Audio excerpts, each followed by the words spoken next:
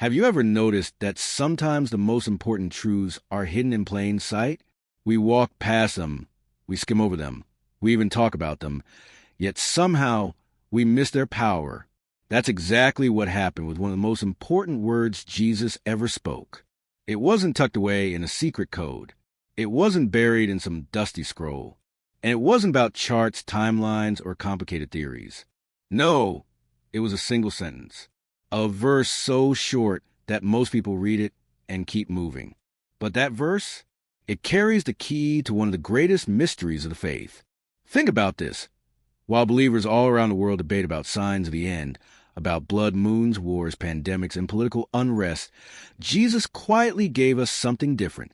He gave us a survival key, a spiritual lifeline, a way to live ready, not someday, not eventually, but right now. The irony is we've all seen it, we've all read it, and yet very few have stopped long enough to ask, what if this is it? What if this is the instruction I've been overlooking my whole life? Today, we're going to slow down. We're going to step inside the words of Jesus, not just to admire them, but to live them. Because when he spoke about the end of days, he didn't just leave us with warnings. He left us with a clear path, and it's time we paid attention. So let's uncover the verse that Jesus gave, the one most of us have missed. And as we do, you'll see this isn't about theories. It's about transformation. Here's the truth. Most people fix their eyes on the spectacular, the news headlines, the next war, the latest blood moon, the prophecies that sound like treasure maps. But Jesus shifts our gaze inward. While the crowds are watching the heavens, he says, "Be careful your hearts are not weighed down." Isn't that striking? He's warning us that the greatest danger isn't the chaos outside, but the dullness within. Think about it. You can know every prophecy chart, attend every conference, and study every end-time theory and still miss him, because your soul is distracted, heavy, or asleep. That's what makes this verse so powerful. It's not just a call to know. It's a call to live ready. Let's slow down and walk through the words. Watch. In the original language, it means to stay alert, to be awake, to stay sharp. Imagine a guard standing on the walls of a city. His eyes never leave the horizon. That's what Jesus calls us to.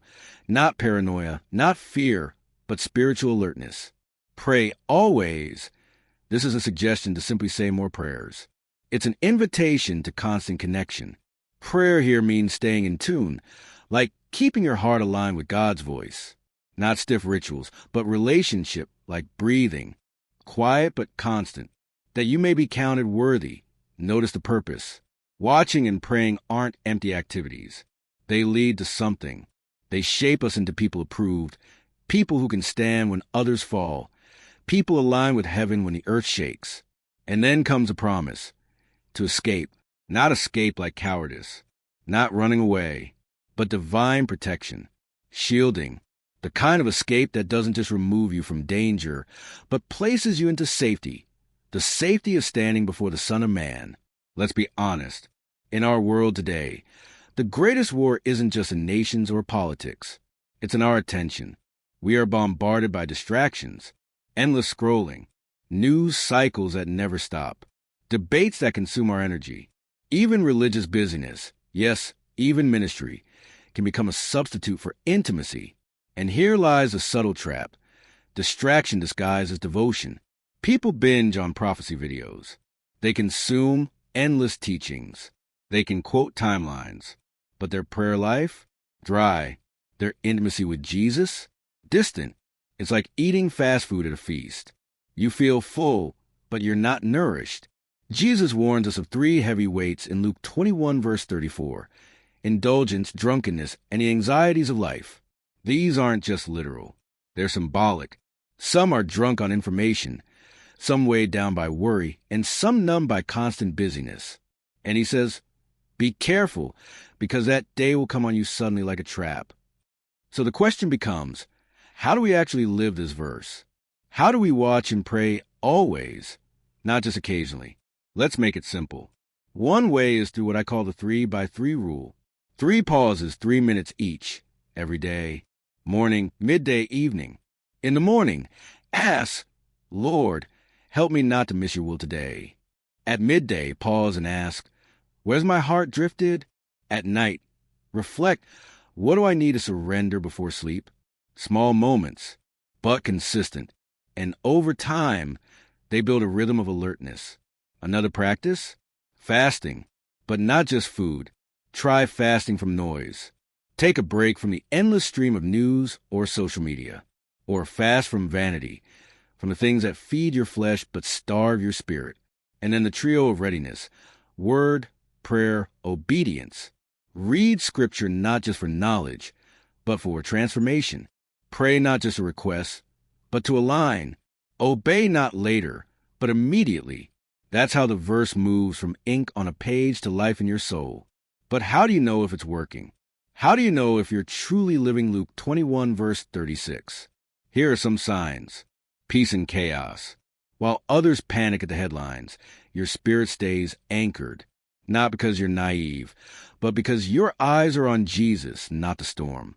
Quick obedience. When God nudges your heart, you don't argue, you move. Forgive, call, surrender, change. Fast. That's the rhythm of readiness. A fading love for the world.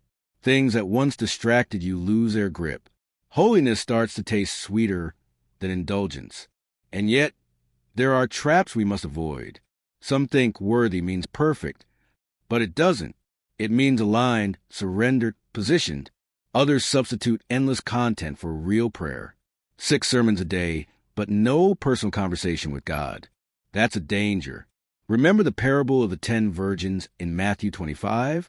5 were wise, 5 were foolish. They all had lamps, but only some had oil. That parable connects directly with Luke 21, verse 36. Watching isn't about staring at the sky. It's about having oil in your lamp, an inner life burning with intimacy. When the moment came, it wasn't knowledge that made the difference. It was preparation. And that's exactly what Jesus is pointing to.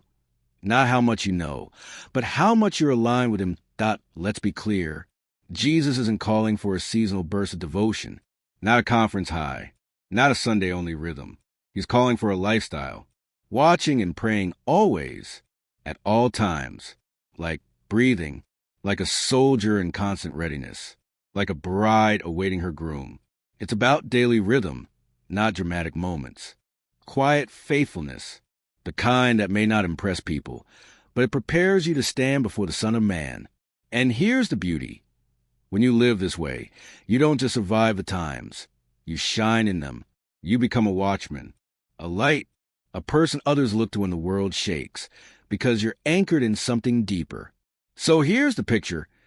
Jesus paints the end times with cosmic signs, global chaos, and trembling nations. But then, He whispers the real secret. Watch. Pray. Always. Because in the end, those who are ready won't be the ones with the most charts, or the most theories, or the loudest debates. It will be the ones whose lamps are burning, whose hearts are awake, whose lives are aligned. And that's the kind of readiness no headline can take away. And so, as we come to the end of our journey today, remember that Jesus' final words in Luke 21, verse 36 are not just a prophecy for a distant future.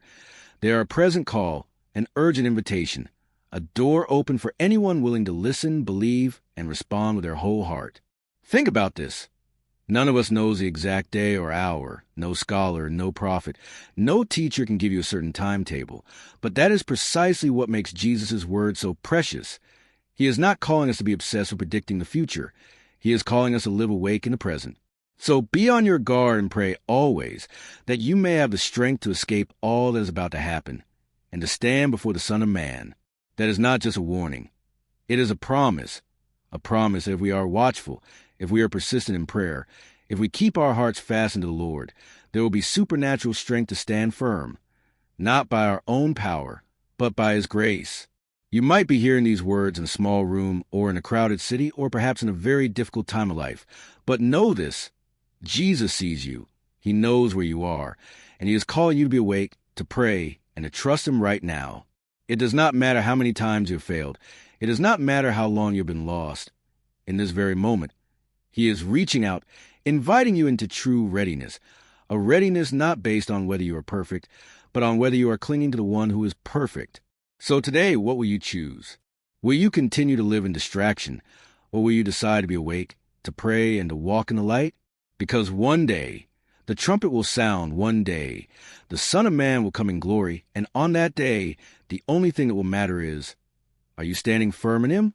Let Jesus' word become the heartbeat of your life. Let watchfulness and prayer become your daily breath. And when that day comes, whenever it is, you will not be afraid, but filled with joy, because you will be ready to meet your King.